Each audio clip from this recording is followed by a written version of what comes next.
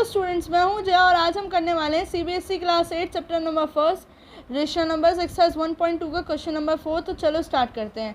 इस क्वेश्चन में हमें क्या करना है, find 10 rational numbers between -2/5 and 1/2, यानी कि दो हमें जो रेशनल नंबर्स गिवन है उनके बीच में हमें 10 रेशनल नंबर फाइंड करने हैं। सबसे पहली बात ये बता दूँ, कोई भी दो रेशनल नंबर गिवन हो आपको, उनके बीच में इनफाइनाइट रेशनल नंबर्स एग्जिस्ट करते हैं।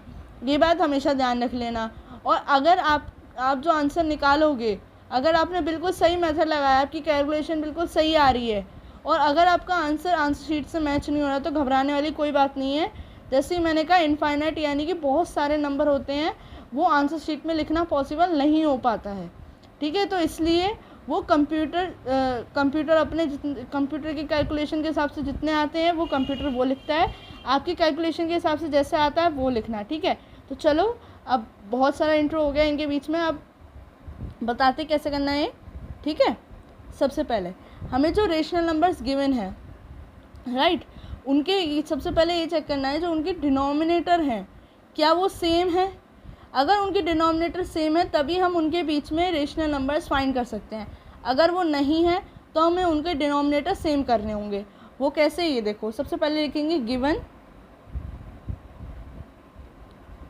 रेशनल नंबर्स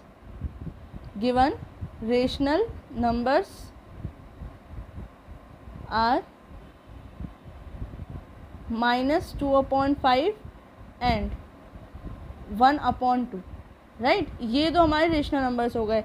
अब मैंने आपको जैसे बताया इनके डिनोमिनेटर में सेम करने हैं, तो कैसे करने हैं, -2/5 एंड 1/2। अब ये वाला रेशनल नंबर है, उसको मैं इसके यानी कि इस वाले दूसरे वाले रेशनल नंबर के डिनोमिनेटर से मल्टीप्लाई कर दूंगी, उसके डिनोमिनेटर में भी उसके न्यूमरेटर में भी। कैसे, देखो, राइट। और अब ये वाला रेशनल नंबर है, उसको पूरे को न्यूमरेटर और डिनोमिनेटर में दूसरे वाले के डिनोमिनेटर से मल्टीप्लाई कर दूंगी, इंटू 5। अब इसको हम सॉल्व करेंगे तो इसके बाद मिल जाएगा हमें -4/10 एंड 5/10। ये अब इससे तो पता चल गया हमारे दोनों जो डिनोमिनेटर हैं वो सेम है। अब हम इन दोनों के बीच में रेशनल नंबर फाइंड कर सकते हैं। कभी कभार क्या होता है, जैसे आप डिनोमिनेटर सेम करते हो तो आपको आंसर मिल जाता है। अब ये काफ़ी लंबी डिजिट है, वैसे तो मुझे पता है इसके अंदर नहीं है, पर फिर भी आप रफ में करके मैं आपको दिखा देती हूँ। कभी कभार निकल आता है, हमेशा ऐसा नहीं होता कि हमेशा ही निकल के आ जाए, कभी कभार बाई चांस निकल के आ जाता है, वो देख लो। अब इन दोनों के बीच में हमें काफ़ी गैप है, तो इन दोनों के बीच में कैसे पता चलेगा कि हमारे 10 रेशनल नंबर एग्जिस्ट कर रहे हैं कि नहीं, वो देख लो। -4 है तो -4 के बीच में -3/10, -2/10, -1/10, 0/10, 1/10, 2/10, 3/10 एंड 4/10, राइट। अब ये एग्जिस्ट कर रहे हैं, बट ये केवल और केवल 8 है ना। हमें 2 रेशनल नंबर हमारे मिसिंग है। अब वो कमी है तो हमारा मतलब क्वेश्चन तो सॉल्व हुआ नहीं।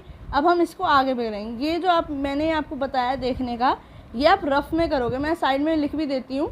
ये आपको रफ में देखना है, फेयर में नहीं लिखना, ये वाला नहीं लिखना है, आप में रफ में देखोगे।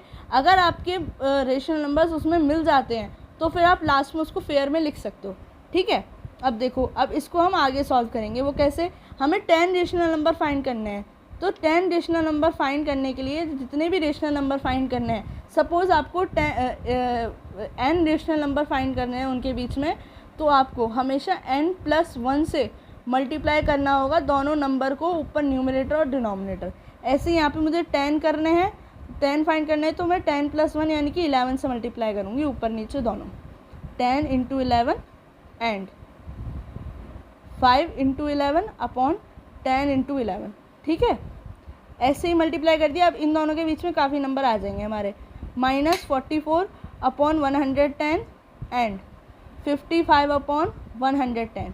ठीक है, ये हमारे नंबर आ गए। अब ये हमने एक एक्स्ट्रा क्यों लिया, कभी कभार अगर हम उसी नंबर से मल्टीप्लाई करते हैं तो कुछ रेशनल नंबर्स ऐसे होते हैं जिनके बीच में नहीं निकाल पाते।